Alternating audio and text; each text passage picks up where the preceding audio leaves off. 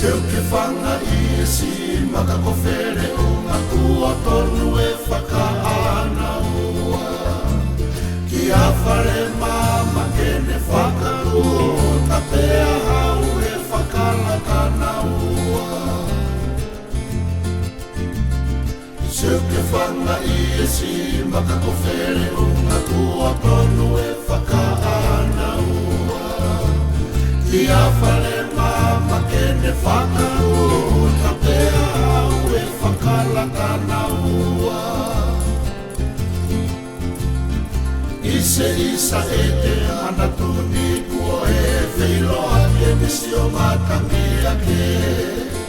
Pe ilani mai mua pea hiki atu e o silanu langi ono te mi pare. Ka pamba wawangu a Amerika ki e moa wao kaina kea. Motonga e patani o whana tena o angiriki I e sika aema.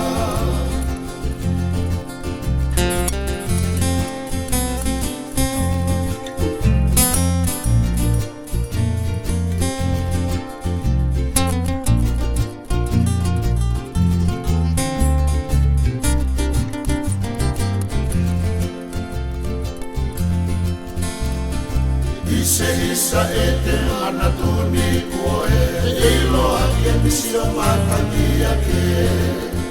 Pe ilani mai mua pea hiki atu e kosi lanu langi ono te mi pare. Tangane fo ilua me ono ao ko e kou anga o e tarukilo. Io e piso nena e ilo pe hau o e umana e I ono po. Ka pama wawa mua Amerika ki e moa wao kaina kea.